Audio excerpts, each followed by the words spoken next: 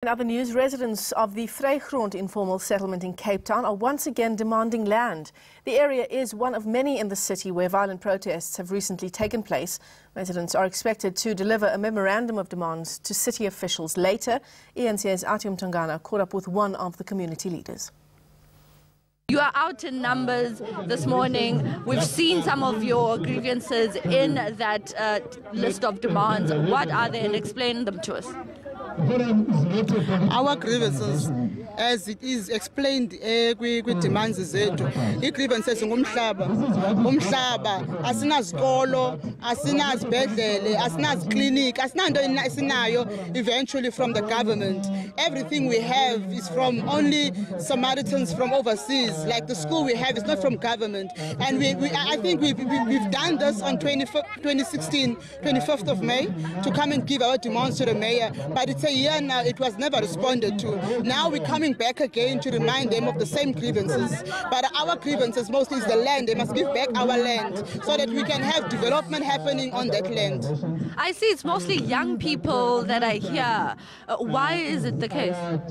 It's young people and elder people, because the young people is the people that are suffering the most, because they are the people that don't have schools. Those are the people that don't have any even going to work. So in order for them to get jobs, it's for us to have our land back so there can be more development for them to participate. We don't even have a multi-purpose center for the youth to be there and to waste their time in there. So that is why today you see the youth there, because those are the people that are actually suffering from all the development that's not happening in the community. So you've decided to protest, and we know that your community is quite notorious in that they do take up to the street and protest. We've seen that previously. What have you done as community leaders to convey this message to the right channels? What we've done as a leadership, we had 3 meetings with the mayor.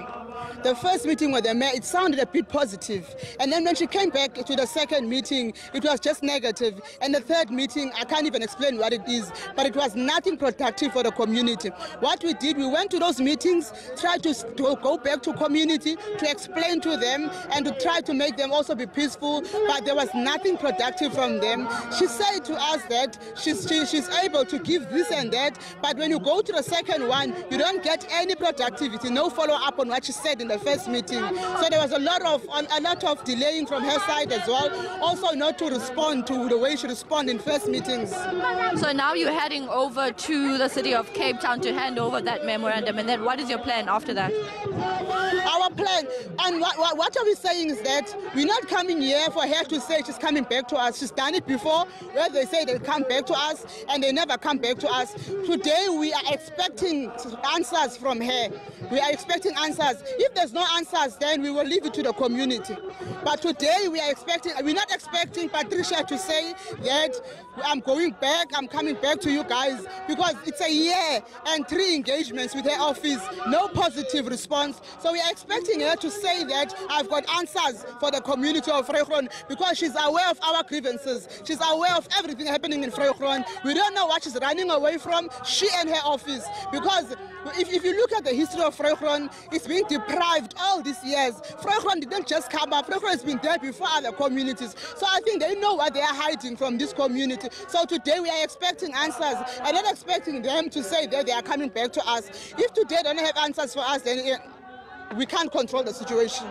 A leader here saying, Michelle, if the mayor of Cape Town does not give them answers, then they'll leave it to the community. Historically, this community is known to take to the street in protest. They do protest like many other communities, but then their protest normally spills over road closures and looting of shops in and around the community. So now the leaders are saying if the mayor does not give them an exact answer as to whether or not she'll be giving them a specific piece of land that is within the community so that residents can start erecting structures there, then they have no control of what the residents might do.